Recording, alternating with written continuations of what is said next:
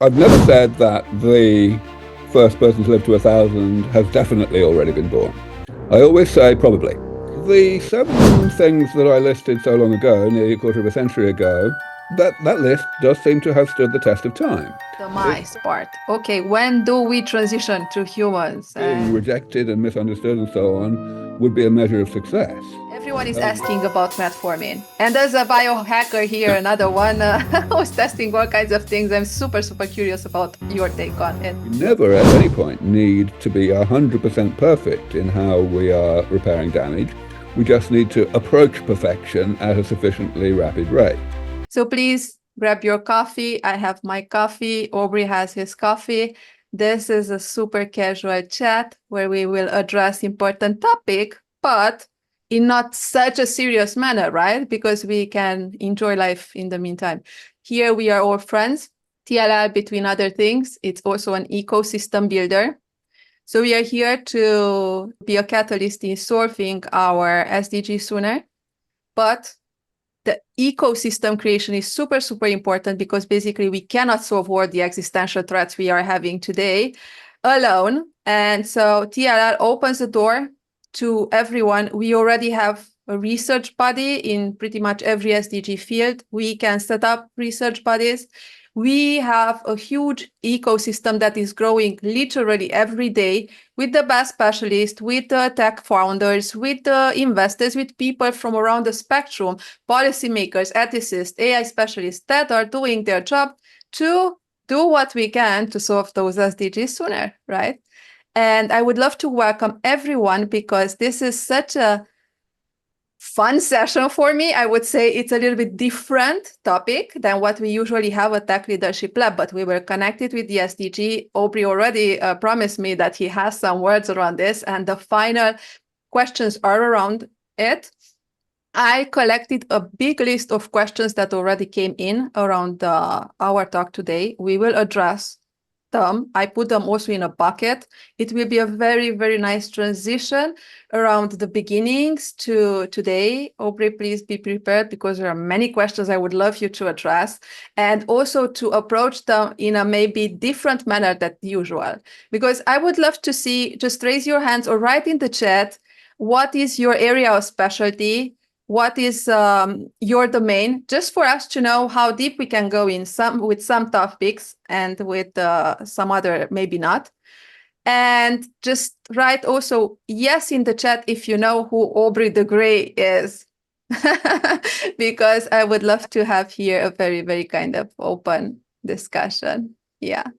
Aubrey de Grey, I am so pleased to have you here because, as I already mentioned on LinkedIn, I know you for a long time. When I started to be interested in longevity, anti-aging, I said, oh, many years ago, I mean, I don't know, 10 plus, either way. I said, okay, let's see what we have today, where we are, who is doing something in this. And you were everywhere on the front page. Then you were just like basically the only name. There were multiple names, but you were there, the center figure. And so I saw your speeches and I studied. You were the first person in this that was on my radar. And I said, wow, you are the pioneer in this. And basically you are. And although there are multiple specialists, including David Sinclair, you started pretty much around that time on different lines. And you are all now as a big family. But I saw your determination and you just came not as a unique figure by the way you present yourself, also as appearance, but also from just setting up a new standard of asking the right questions. And we will just touch point here.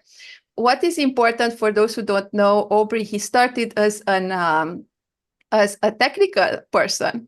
And he studied AI. He started to work in AI when AI was not interesting. It's so funny. It was even boring then, right? And then you shifted because of then wife, who was your partner and who opened up a new field of biology. And she was a genetician. Oh my God. And so you put some questions where we are with aging. And I would love you to just tell the story a little bit briefly.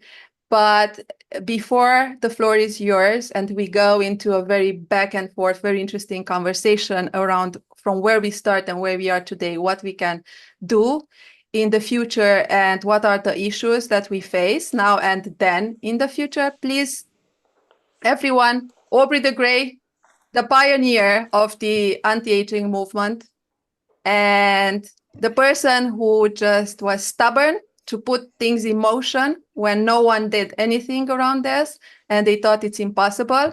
Please mute yourself, those who are coming new, and I don't have the bandwidth to mute you right now. Thank you. And he is with us to tell us everything that happened from state one, where we are today, what he is doing, what help he needs, and we will answer all your questions, the most relevant questions. Aubrey, very, very happy to have you with us today. All right. Thank you, Cristina. It's a great pleasure to be here and to speak to a new audience. So you wanted me to talk a little bit about my origins. So yes, you're quite right. I used to work in artificial intelligence research, and that was back in the 1980s, which is when people didn't think that neural nets or machine learning as we know it today could do anything at all. It was basically a complete backwater. Only a couple of labs were even trying, and what was being done instead, which is what I worked on, was what's now called good old-fashioned AI, which basically means doing it all symbolically, developing methods for automatically proving theorems, things like that. So that was what I worked on. But yes, as you said, while I was in that phase of my life, so in my mid-20s, I met and married a biologist who was already a full professor at UC San Diego. She was nearly 19 years older than me. And through her, first of all, I accidentally learned a lot of biology. But also, I began to realize after a couple of years that we were never talking about aging. And I realized that was surprising because I had gone through the whole of my life up until then, knowing that aging was obviously the world's most important problem, the thing that causes the most suffering, the most death, and all that.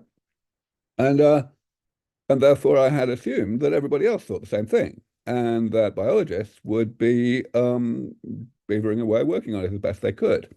And of course, you didn't hear about any progress, but hey, it was a hard problem, so that wasn't necessarily surprising.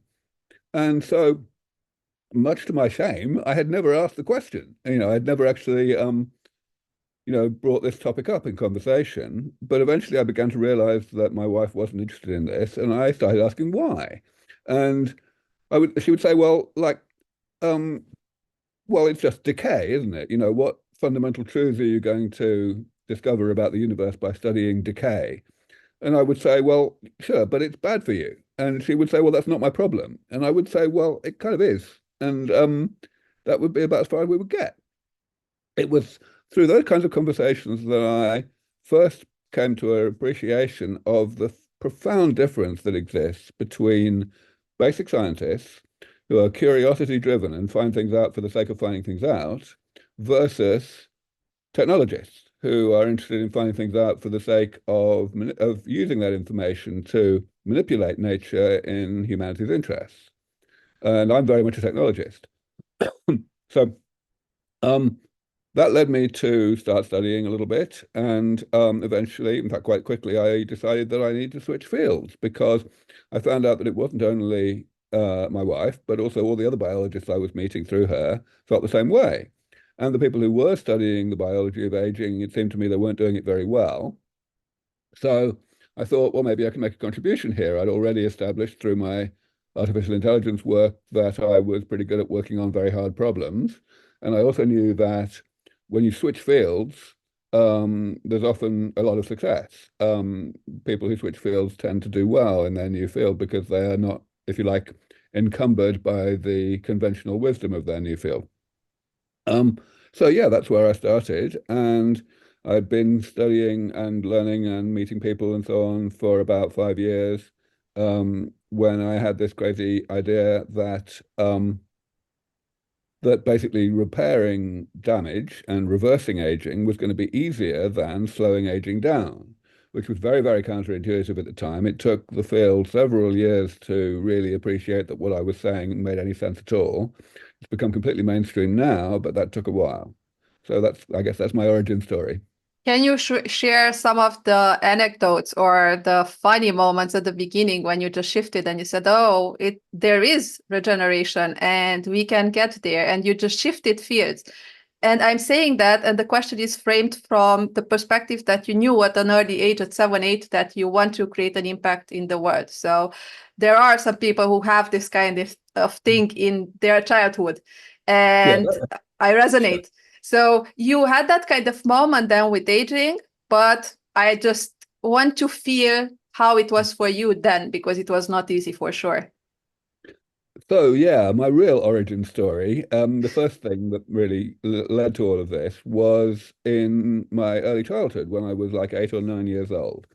And there was a particular incident, which I still vaguely remember, where my mother, who brought me up on her own, was trying really hard to get me to practice the piano. And I was resistant. I really didn't want to spend my time, tapping away on this instrument. Um, but somehow or other, even by that early age, my mother had instilled in me a strong sense of introspection, of wanting to understand why I thought what I thought. And so I thought about, why do I not want to play the piano? And the answer was immediately apparent to me that the reason I didn't want to do it was because the best possible outcome of doing so would be that I would become a good pianist. And, what was the point of that? Because there were already plenty of other good pianists. Um, and so I thought, well, and eventually this crystallized into understanding that the reason that that was logical for me was that what I wanted to do with my life was to do things that not many other people do. In other words, to make a difference to the world. And I pretty rapidly understood that the people who make the most difference to the world in the long run are scientists.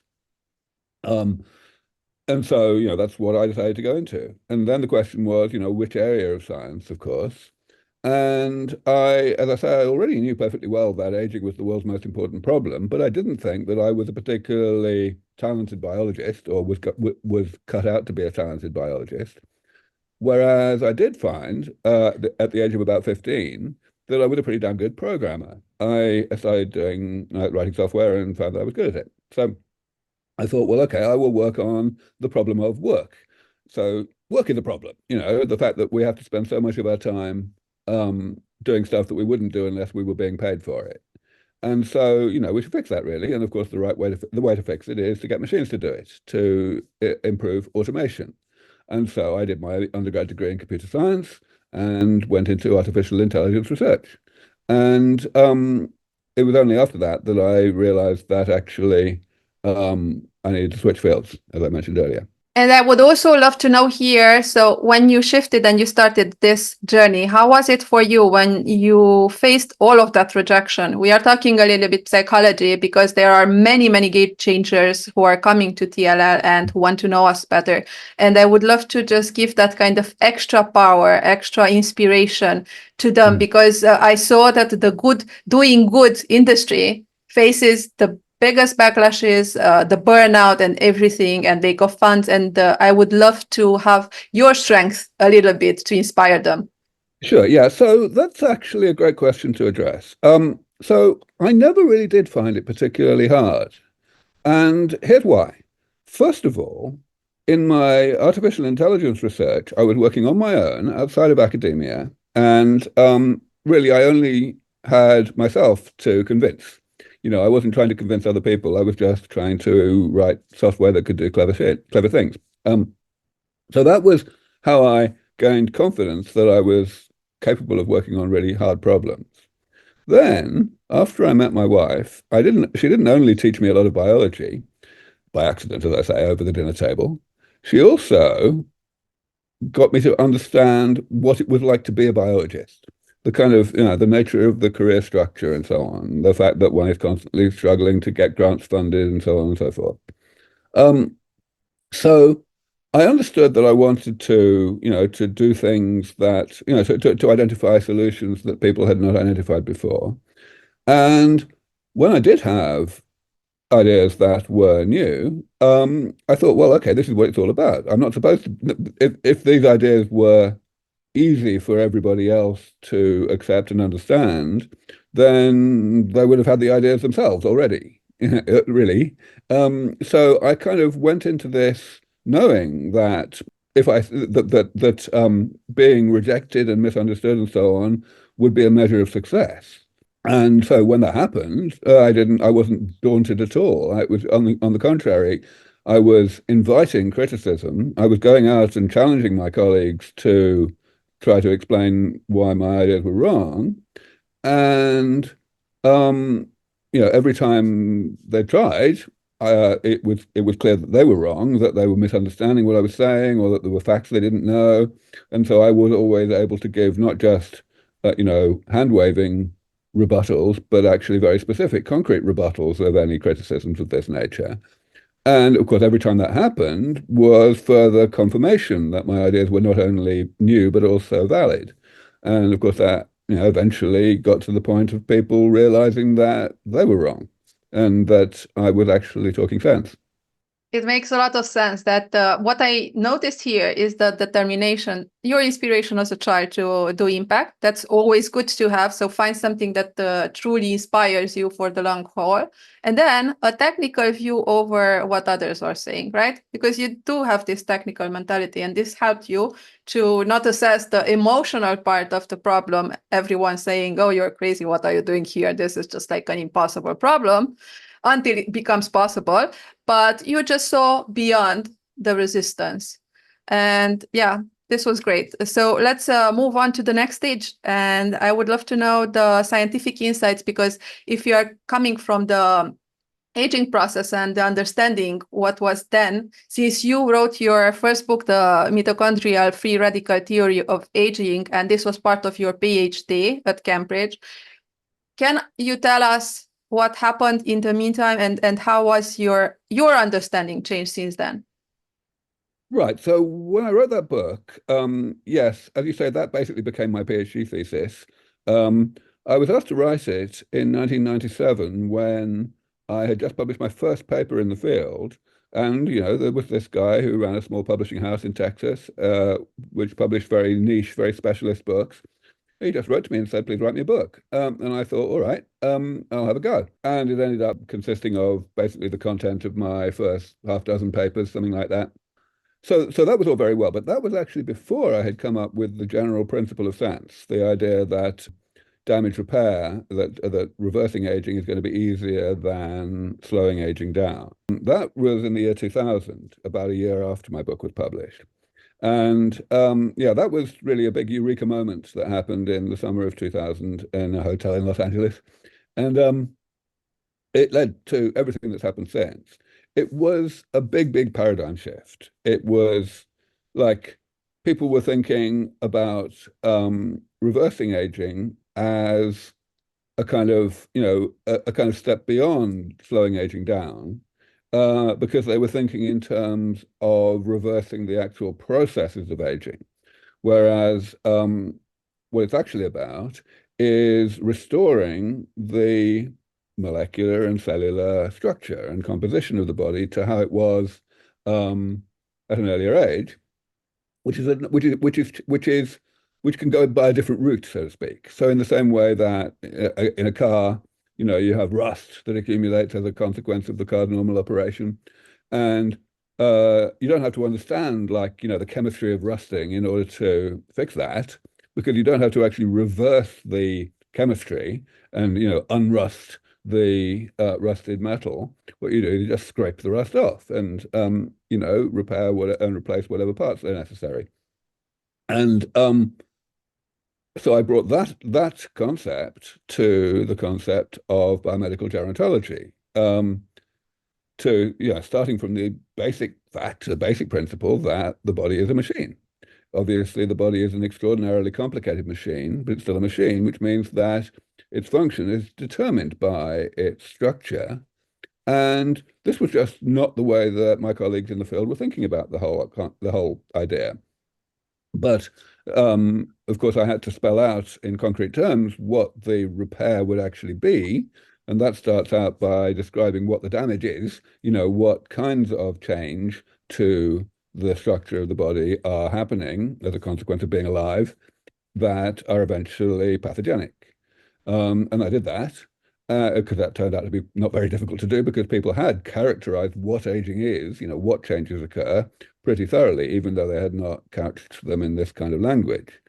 And that meant that, I could describe I could classify the various types of damage that accumulate in the body into a manageable number of categories and describe for each of these categories how we might go about repairing it. And that was the beginning of everything. I really love that you are with me in this as a team because there are so many questions, and I want you to know that I prepared for this interview like I usually do, and I wanted to know where people consensus is today around the aging and where we are and about you and your work. And one of the commonalities is some despair, maybe that things are going too slow. So here I would love to address, because we just placed yesterday a super video on our Tech Leadership Lab LinkedIn channel. So please follow us if you didn't, because we are putting all the time great material, not just around our events, but our endeavors and what we are doing, and subscribe to our newsletter. And there we created a clip of 1 minute clip. What is aging? And it's from your TED Talk 7 years ago or 2017. And also how you see things in a very, very simple format. And you said, okay, the person who will live 1,000 years, it's already born. Okay, is this still correct? And I would love to know from the beginning and until now, you became now more optimistic that we are in time with your projections, or you are more pessimistic today? Well, first of all, I've never said that the first person to live to 1,000 has definitely already been born. I always say probably. And I say how probably. I think that at this point, I'd put that at 90% probability. I think that we have at least a 50% chance of reaching the point that I've called longevity escape velocity within the next 12 to 15 years. So Can the you second please half. explain the term for those who don't know? I certainly can, yes. I'll get to that in a moment. But I'll explain the term in a moment, but what it means is the point where we are effectively free of aging, such that people who are alive at that time, whenever we do reach that point, will be able to stay biologically useful in terms of both physical and mental function, however long they live. Now, the reason we get to a number like 1,000 years as a result of that is very straightforward. We just look at the probability of death that exists today in the Western world for young adults, because the idea is we will stay as young adults biologically after that. And that probability is very low. If you reach the age of, let's say, 26, then your likelihood of not reaching the age of 27 is less than 1 in 1,000. So we're saying simply, let's continue that, keep that probability the same forever, however long ago whatever one's actual chronological age, in contrast to what the situation today, where it goes up by about 10% each year. All right, so what is longevity escape velocity? It is actually a measure of the rate of scientific technological progress. So what happens is that as we make progress in postponing aging, we are essentially extending how long people stay healthy and youthful, and therefore, as a side effect, how long they stay alive. And if we're doing it by this damage repair approach, this rejuvenation, then what we're doing is we're buying ourselves time, where we means the scientists here, right? So if, for example, I take someone who's 60, and we have technology that's not perfect, but it's fairly good at repairing the damage that their body has accumulated, and we therefore are able to take them back to being, let's say, biologically 40, then we have 20 years before they become biologically 60 again. And that means that we have 20 years in which to improve the comprehensiveness of our rejuvenation portfolio so that we can rejuvenate them when they come to be biologically 60 again at the age of 80. And that means they won't be biologically 60 for the third time until they're, let's say, chronologically 100 or more, and so on. The idea is essentially to stay one step ahead of the problem. We never at any point need to be 100% perfect in how we are repairing damage. We just need to approach perfection at a sufficiently rapid rate. And if you think about the details of that, the problem gets easier as time goes on, because you need to just take in order to take the next step, you've got time before the residual damage that you can't yet repair accumulates to a point that causes you to get sick. And so the problem gets easier, which means that once we reach longevity escape velocity, which essentially means getting the first 20 or so years of postponement of ill health, once we get there, it's vanishingly unlikely that we will ever fall back below and get and or die of aging anyway, because we were making no progress. And that means that we are pretty close already. That's why I can give timeframes, again, probabilistic ones, but why I can say that we've got a 50% chance in my estimation of reaching this point within the next 12 to 15 years. Great. I think you also answered here to Joseph Michel's question about the probability distribution curve for longevity escape velocity. That is also the name of your foundation, because after you left the SENS Foundation, you started this one. You had, I think, have 2 years and something, and things are moving very, very fast. And I also appreciate the fact that we were jumping a little bit to funds. You are one of the few people I know that he always mitigated funds. We need a lot of funds for this movement. You were the first person who went everywhere to ask for money without any kind of shame. You opened up the doors for that because it is something that it's for all of us. But you don't care about your personal wealth. Can you explain this a little bit? Sure. I mean, I'm driven by humanitarian motivations. This is when I talk about always having wanted to make a difference to the world, that is a humanitarian motivation by definition, really. So, I definitely have a fantastic life in every way, but I don't have expensive tastes. And for me, yes, I mean, obviously, it's very difficult to persuade people to to support this work, largely because there's so much skepticism that it will ever succeed. And I've taken a particularly difficult road in that regard by focusing and remaining focused on the non-profit side of the field. Initially, of course, that was all there was, because nobody had a clue how to make money out of this. But over the past 6 or 8 years, the private sector has very much emerged in this space because some of the work that has been done has progressed far enough that investors feel that they can eventually make money out of it. And that's wonderful.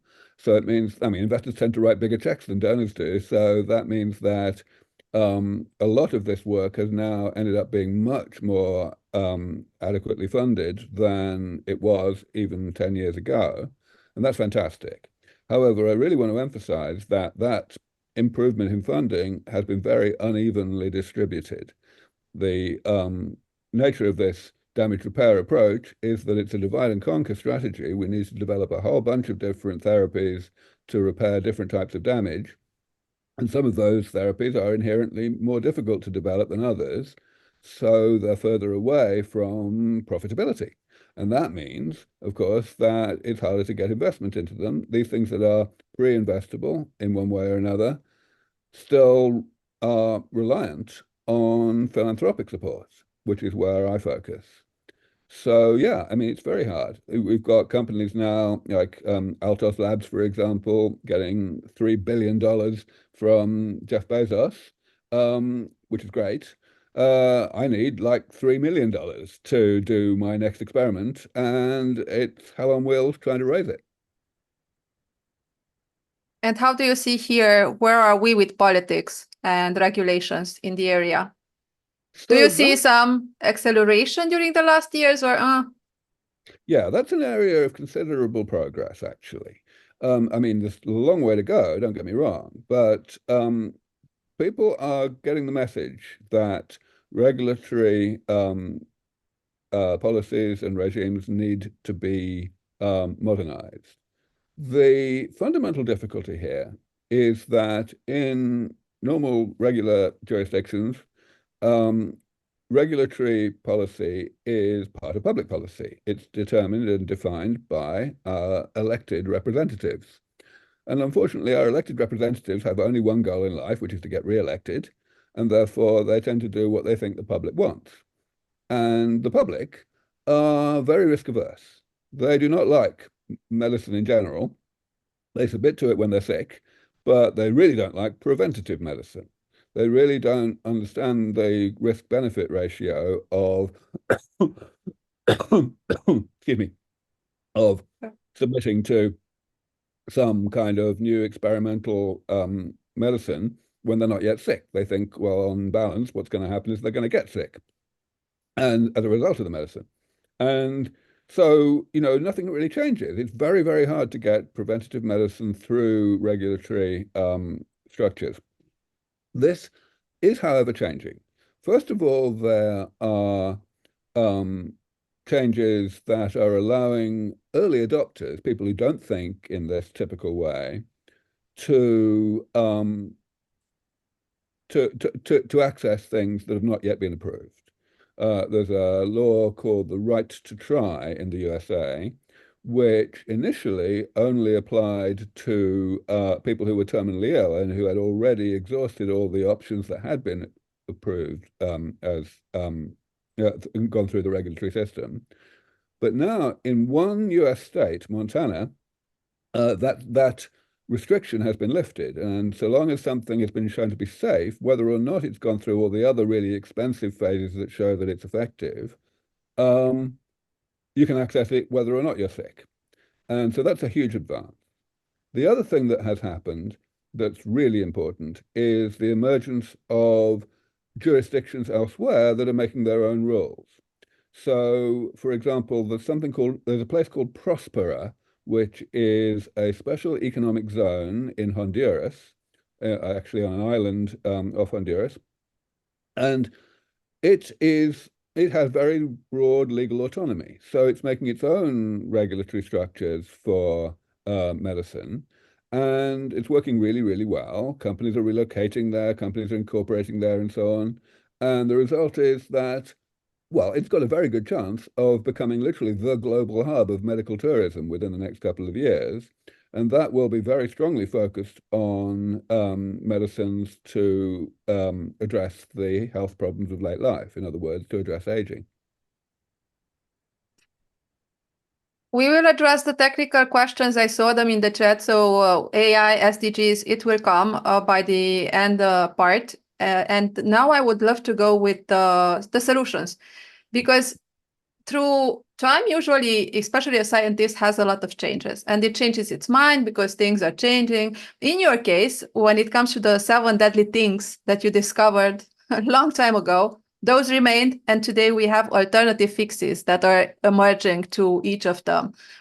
I mean, the cellular loss, the cell entropy, the atrophy, the division, obsessed cells, death resistant cells, and you had a list of 7 that you can list if you want. I would love to know where we are today with them, and if there is any kind of rejuvenation biotechnology that excites you. The 7 things that I listed so long ago, nearly a quarter of a century ago, that list does seem to have stood the test of time. It's quite heartening that I have not had to add an 8th category or anything. And, that, of course, suggests that we won't have to add any 8th category in the future either, which is very handy. Secondly, as you mentioned, originally I simply identified one potential approach to addressing these various types of damage. And, these approaches were feasible. Some of them were very ambitious, though. Now we can look at what technologies have emerged in the meantime, and for every single one of those 7 categories, there are multiple approaches that seem feasible, some of them a lot more feasible than the ones I suggested originally. So that's extremely good news. Now, in terms of whether there really are new categories, I should probably mention the hallmarks of aging. So, as I did mention, it took a long time for me to convince my colleagues in the field that this damage repair approach made any sense. But progressively that did happen, and the real um, uh, the real coup de grace, so to speak, that definitively ended any skepticism about that was when a number of people wrote a paper that became really influential in 2013. It was called The Hallmarks of Aging. And it was basically a restatement of what I had said 10 years or so earlier. But the point is, it was said in a very high-profile journal by very authoritative, credentialed people, and sure enough, its time had come, so to speak, which meant that the paper has become by far the most highly cited paper in the whole of the biology of aging this century, and it's very likely to stay that way.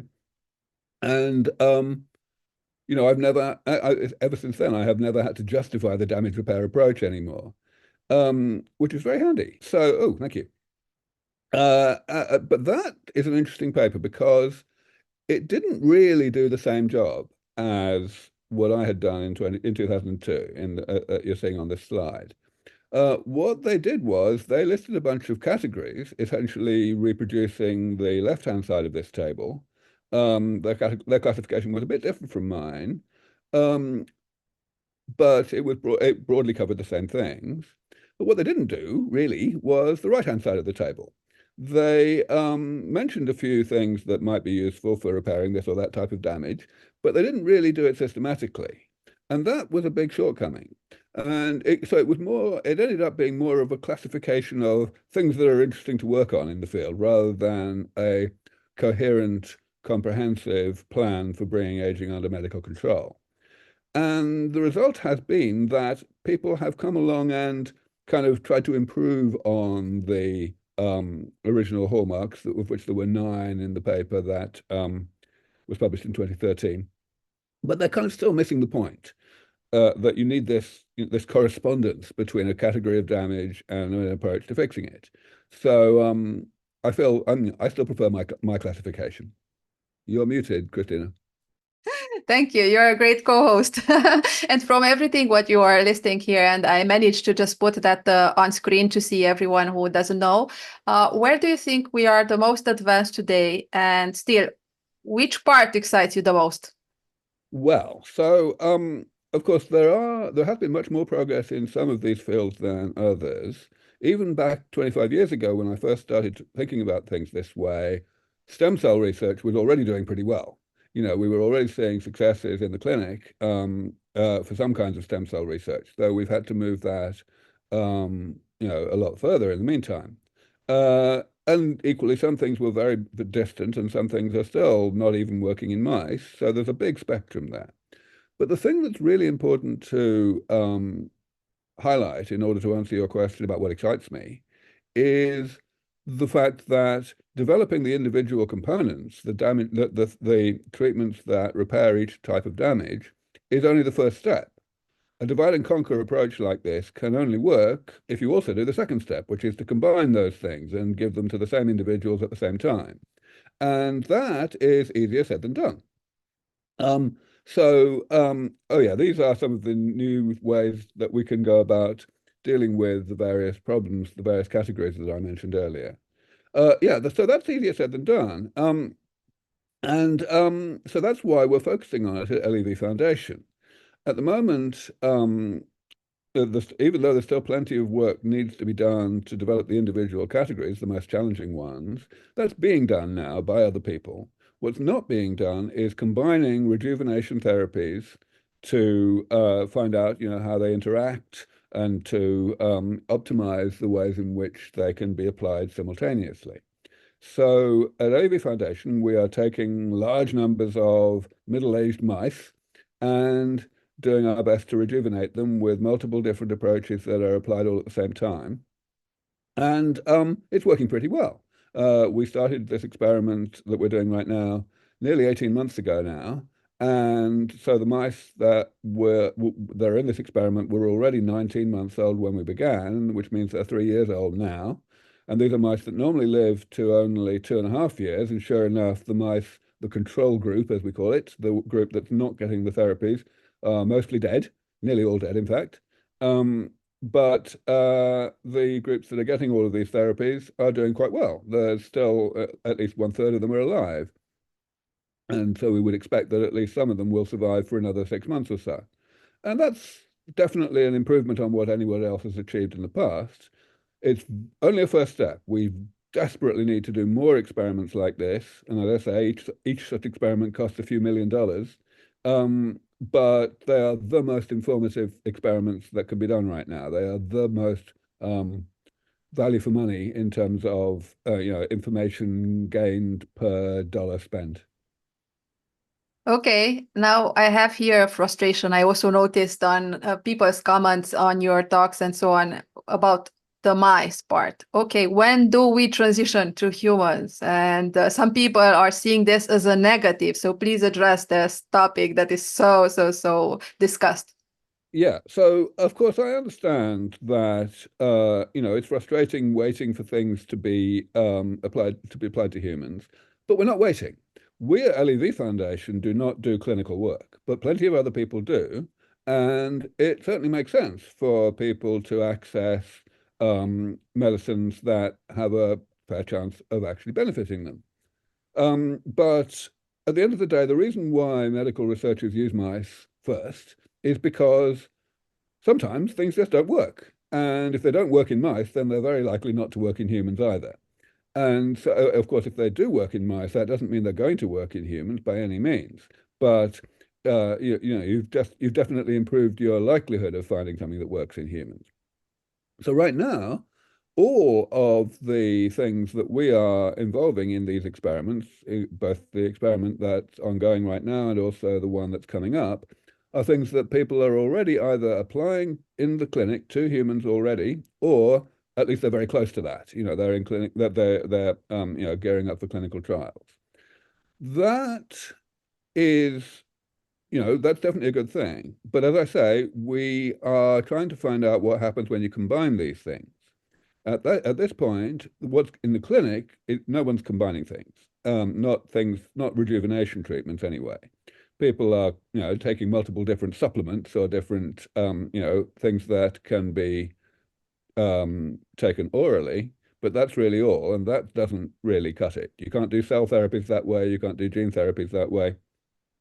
So at the moment, we're still a few years away from being able to apply multiple treatments to middle-aged humans with any confidence that we will achieve anything.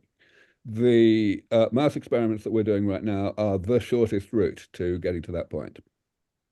Okay, we will also take some live questions a little bit later, but now we will start with the AI. What do you think? And especially that you're coming from AI. You are so unique in this regard. You left AI, but you kept your eye on it. And now we have it. Finally, we have it and it accelerates. So how do you think everything will shift now with the help of AI in what you're doing? Well, okay, so first thing I want to emphasize is something I said early on, which was that when I worked in AI was a completely different field. We did not have this concept of deep learning and neural nets and so on. Those things were believed to be incapable of achieving very much. And it was all a completely different area of research. The result is that I don't consider myself to be an expert on AI at all. I am an expert on what AI used to be, and that's all. But So you can see the possibilities right now because you're watching everything in the technical field and everything that can help you. So just envision now what you're doing with the help of so many helpers, new agents that can just like be put on the job for well, you. sure. Well, sure. I mean, it's certainly very heartening that things are going so well. And of course, even though I don't consider myself an expert on the technology itself, I certainly do, as you say, have some kind of sense of proportion of the potential for this technology to achieve things. I think the main thing that we have to look at right now is what's already happened and therefore what's likely to happen in the near future with regard to AI. And in the biomedical realm, I guess there are really a couple of different things to highlight. First of all, we should highlight the fact that much of the benefits of AI will apply not just to a specific area, like, for example, aging, but to the whole of biomedical research.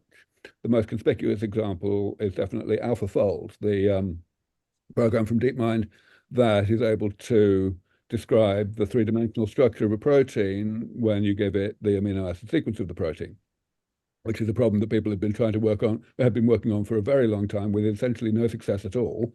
And here they are. And here we are with something that basically does it all. So that's pretty handy. And we will certainly expect to see further improvements in that as time goes on, which is great. But the really important thing is that even within the biomedical gerontology realm, we are seeing AI using information that exists today in a manner that identifies new ways forward, new potentially promising drugs and therapies. And a number of the top companies in the field, such as in silico medicine or BioAge, have got that way essentially by leveraging that capacity. Now, the future for this is very encouraging. We can expect to see more and more of the benefits that AI can give us in identifying, if you like, new patterns that humans could not see in data and thereby taking us in promising directions. The only really big thing that's missing from that as of now is the access to enough data. And that comes in two forms. First of all, there are large data sets that are locked up in private companies, in big pharma or wherever, partly for commercial reasons, but also just for confidentiality reasons, for anonymity reasons, which really needs to be addressed. The anonymity problem certainly can be addressed, indeed, using AI also to essentially scramble data, but this has not been done enough yet. And the other thing is there's data that doesn't exist. And that's really why we need experiments like the ones that LEV Foundation does. So, I mean, AI has to start from something. It has to be trained with data that's actually already in existence in order to come up with new ways to analyze other data. And there's a lot of breathlessness over AI right now. A lot of people who were putting money into the laboratory work that people like me are doing a few years ago have become so enthused about the potential for AI to take us forward faster that they have essentially gone too far in the other direction. They're kind of started to focus exclusively on the AI at the expense of gathering the data. And that is very short-sighted in my view. I like that you're pinpointing this aspect. It's also very important what type of data and the accuracy, and it becomes more and more prevalent today that this is something that we didn't do as good. But in your research, for sure, that if you would have, for example, a group of scientists just on this, just to curate the data, you could have huge progress. And now I would love to switch to the SDGs because you said you do see some preconceptions around here you would want to address. And to link what we discussed to the topic of SDGs, the 70 Sustainable Development Goals, for those of you who don't know, what type of misconceptions of aging and longevity do you encounter the most, maybe today, and how do you address those?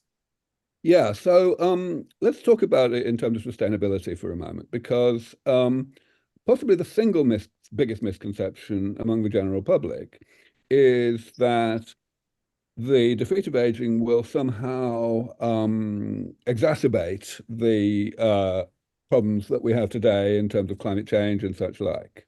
And the resources of the planet and all. Yeah, all that. Mm-hmm.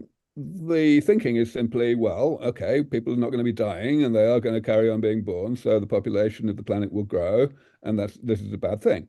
Um, and you know, it really shocks me that this is such a um, ubiquitous misunderstanding, but it is. Essentially, first of all, we have to ask, will the population grow all that fast?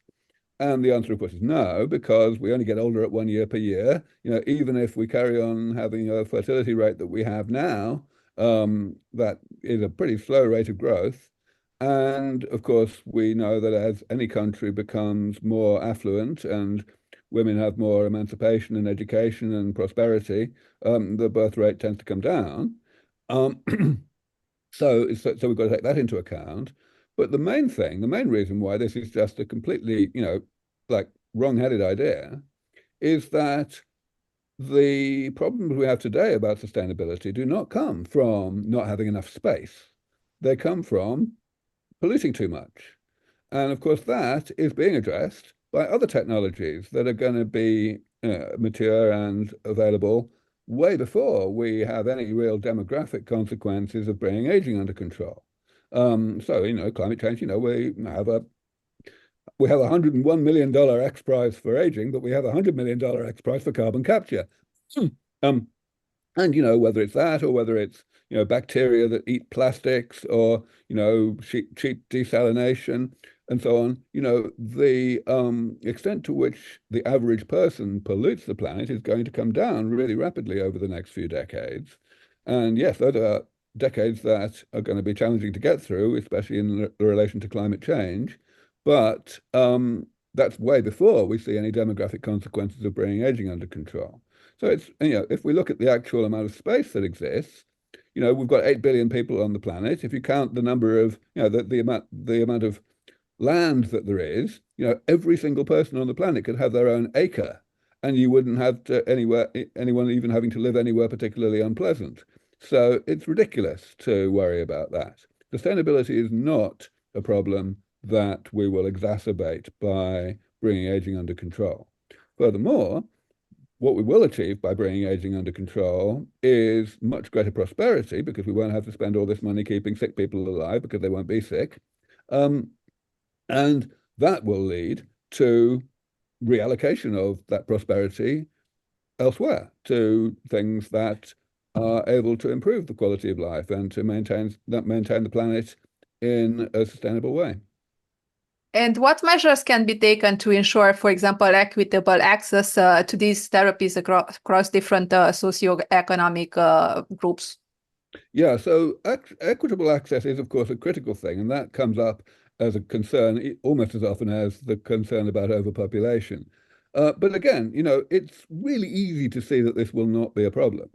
Namely, we just look at the economic benefits, which I always actually just mentioned in my previous answer, that we're going to have a huge economic windfall from no longer having to spend money keeping sick people alive because they won't be sick anymore. Yes, we will spend some of that money on the preventative medicine that keeps them healthy and youthful, but only some of it. Very credentialed economists have done analysis of this and determined the astronomical economic benefits of postponing aging even a little bit.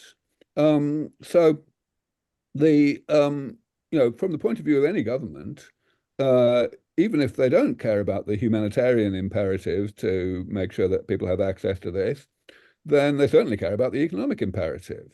And it will, of course, not benefit a country economically if only a small minority of the elderly are able to access therapies. Therefore, there will be absolutely universal front loading of the investment to ensure that any country that anyone in any country who is old enough to need these therapies will get them as soon as they are available to anybody. And that sounds pretty counterintuitive, especially in relation to countries like the USA, which don't like taxation and which provide healthcare on the basis of insurance and so on. But it's still true. It doesn't matter how the healthcare is provided, what the economic mechanisms are.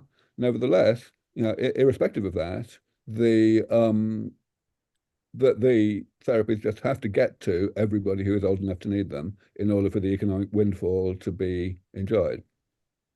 A lot to be done and to think about.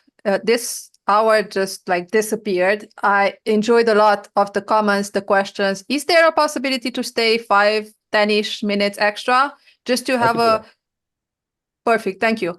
I would love to be more interactive, and we received a couple of questions also in private. So anyone who wants to address 2-3 questions, just for you to know, we still can go at max 10 minutes above. So just raise your hands to see who wants to address. Okay, we have Elko here.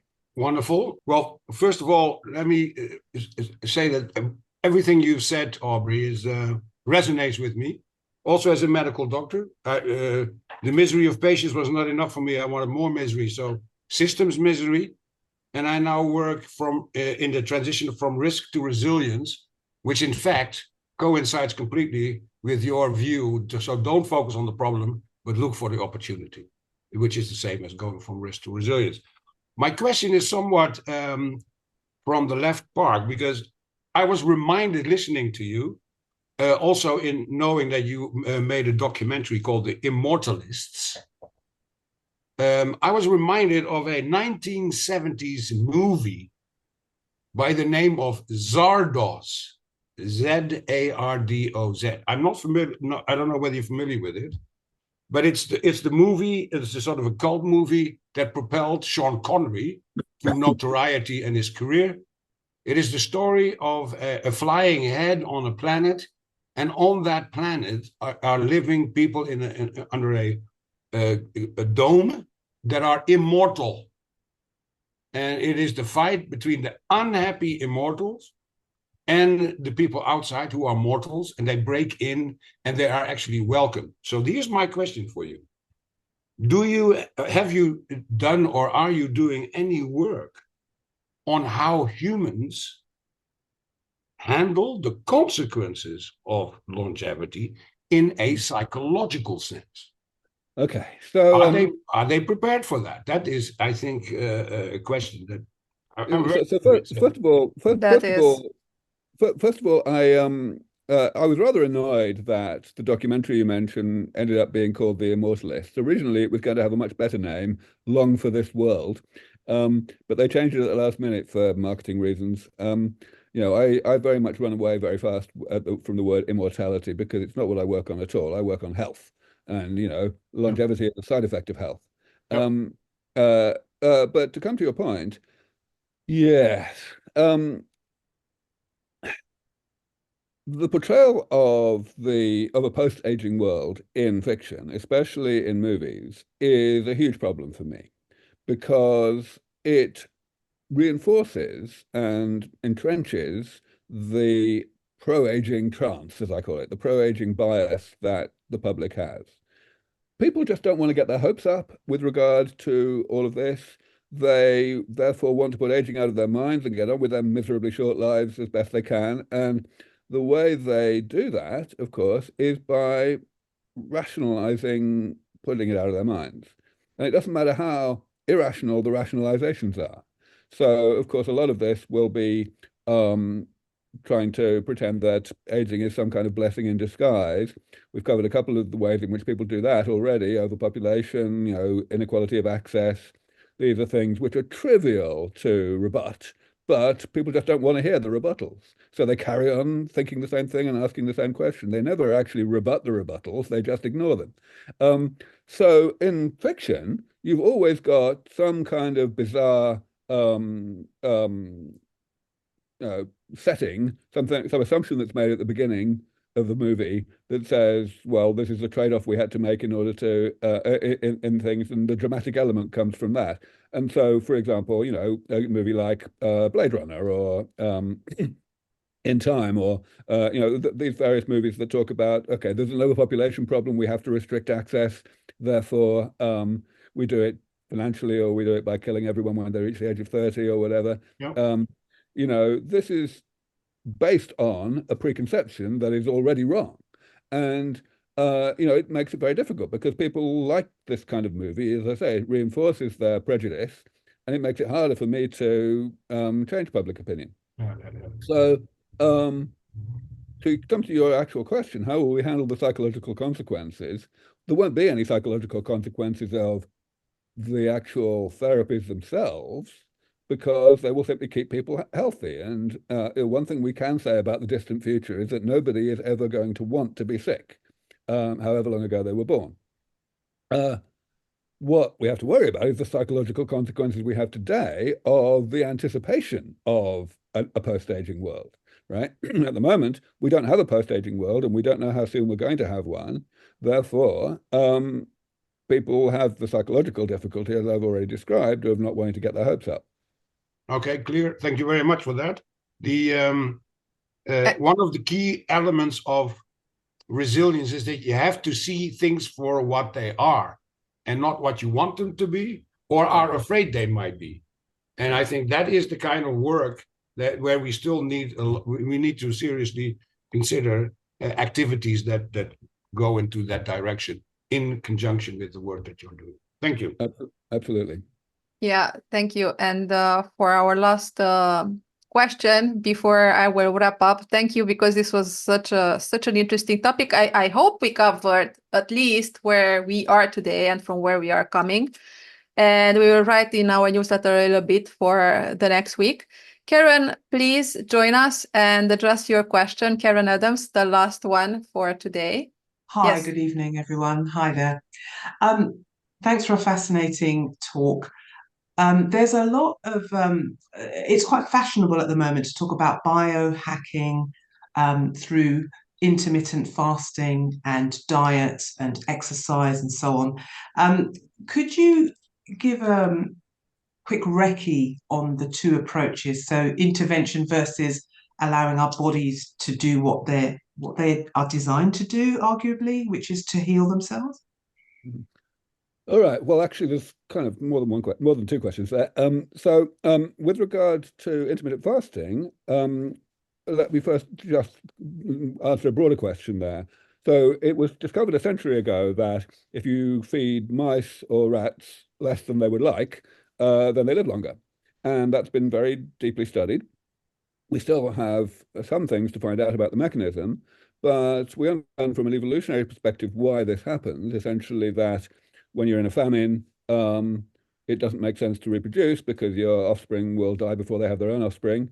So you should hunker down instead and kind of reprioritize your energy availability in favor of maintenance.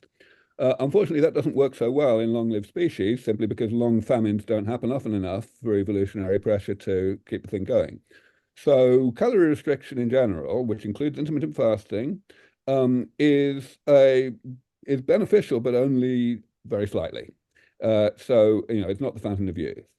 And there are, of course, many, there's a lot of discussion today about drugs that mimic calorie restriction, that can essentially trick the body into thinking it's in a famine when it isn't. So rapamycin, for example, and metformin and resveratrol. Same deal. They only gave much more modest benefits in long-lived species like you and me. Then in terms of biohacking, which is what you asked at the beginning of your question, well, so this basically means, accessing things that haven't been approved. Essentially, it means accessing new medicines, experimental things, being an early adopter. And we are learning more and more from biohackers these days, largely because a lot of biohackers also have humanitarian motives, and they want the risks that they are taking to benefit mankind. So they document what they're doing in a rather more systematic way than they used to. And that's all very good as well. In terms of the last part of your question, getting the body to do what it's designed to do, this is a very important point. A lot of people think about aging as some kind of evolutionary, purposeful evolutionary thing, that the body is somehow designed by evolution to age at a particular time, and if we tried to fix that, then evolution would fight back, that kind of thing. But this is completely wrong. As you correctly say, the body is set up to persist. We have a huge, very sophisticated arsenal of inbuilt automatic anti-aging machinery already in our bodies. The only reason we age is because that inbuilt machinery is not 100% comprehensive. There are gaps in it. And those gaps exist simply because evolution doesn't want us to age, but it doesn't care all that much about individuals that have already reproduced because their genes have already been passed on to the next generation. So that's why these gaps exist. And so what we're doing with medicine against aging is filling in those gaps, making the portfolio more comprehensive than it naturally is. So yes, you're absolutely right in saying that we and the body are on the same side here. We're not trying to challenge what the body's doing at all. We're trying to augment it. I need to ask here about what do you say about metformin, because this is on the lips of everyone, and we had this in our groups at the exponential organizations inside OpenEXO for those who know what it is, and so everyone is asking about metformin. And as a biohacker here, another one who's testing all kinds of things, I'm super curious about your take on it. Right. So metformin is a drug that's been around a very long time, of course, for addressing diabetes. Type 2 diabetes especially. And that's all great, but it became a much more high profile thing in the biology of aging a decade or more ago, when people realized that there was pretty good evidence that it has benefits against other aspects of aging. And that evidence, as I say, it's pretty good. It's not perfect, it's a bit tentative, but it led to the idea that we should do a clinical trial on metformin for aging in general. And after a huge amount of work and negotiation and discussion with the FDA, that clinical trial was designed and approved to be conducted. Unfortunately, the trial has never actually happened, largely because metformin's been off patent since before I was born, and therefore, no one's going to make any money out of it. But the idea of the trial is really the main thing, because the trial has a clinical endpoint, a well-defined clinical endpoint, which is actually really convoluted and intricate. But the fact is, it's a definition of aging in all but name. So now we essentially have an acknowledgement by the FDA that aging is a medical problem that can be addressed by medicines that the FDA will, in principle, be willing to approve. And that means that any other entity, a big pharma company, for example, that thinks they have a treatment that will address aging in a broad way, can do a clinical trial. And they could just copy and paste the endpoint of that clinical trial from the metformin trial, even though the metformin trial has not actually happened. And they know that the trial will be acknowledged by the FDA as valid, and their drug will then be approved if the trial succeeds, which of course is what they need. Until that, in the absence of that, when the FDA are saying, well, aging is not a disease or whatever, nobody's going to invest in the development of anti-aging treatments because they'll never be able to make their money back through reimbursement or whatever. Aubrey, this was absolutely astonishing. You managed to answer so many questions, and I had my own as well, but I wanted to answer to the public's question. I think this was an obviously very informative and educational session. Thank you so much. And if I may, I would want you to have you back in the future for a second round with going deeper in what we didn't manage to talk today. Sure, I'd be happy to do that. Thank you. And with that, just a couple of final words, because, TLL, it is also an ecosystem. We are here to connect and bring people together. That's why you also saw Karen Adams here. And I want to make an announcement, because we always have announcements. You saw we had a pilot with the artificial intelligence last week. We found out how a collective and a global character hero would look like. Aubrey, we are doing a lot of things that we might just put in your hands to help you also with your AI part of the research in longevity. And it could be a good idea to just collab, and we will discuss about this afterwards. And we have the Global Story project, and we have a summit on this, because we found out that a collective unifier global story, it could be the factor that is missing today in aligning policy around the globe to solve the SDGs sooner. And so we always encourage collective collaborations and partnerships. We highlight people and we just bring them into the TLL family because we are here for the humankind and to have a better future, not just for us today, but for our kids and the future generations. And this is the main driver for us to be good ancestors. And Karen Adams, together with Peter Clayton, they are new partners also with TLL, as you saw Karen with her wonderful background as well. And they are creating Nature Fest. And they have an audacious goal to have festivals, 500 festivals, very soon until 2030. And that is not just a festival. It's basically solving the SDGs in a festival way because they have such a huge infrastructure, eco-friendly, agriculture-friendly eco-structure. I want you to connect with them as well for their project. And we will collaborate with whatever we can as well, inside CLL, outside. And this is what we encourage. Please share your LinkedIn handles, LinkedIn pages here inside the chat, because I want people like us to connect, those who are interested in real serious topics around long-term, around legacy. And this is the way to go. And with that kind of spirit, please just get in touch with TLL on LinkedIn, on our pages, subscribe to our newsletter, because we highlight everything we can and we are moving very fast in an agile entrepreneurial way, because I'm not coming from the NGO spectrum, I'm coming from the entrepreneurial spectrum and the tech entrepreneurship, especially spectrum during the last 5 years. So I cannot just handle anything other ways than fast and in time.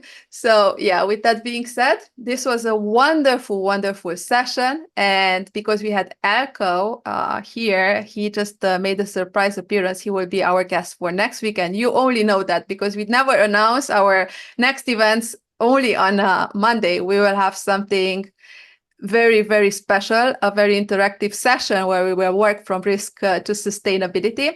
And we invite you to come with us. And with that said, I wish you a wonderful day, evening, no matter where you are in the world, because we are here as a global citizen, as inspiration for everyone to think this way. And see you next time. Bye for now. Bye for now.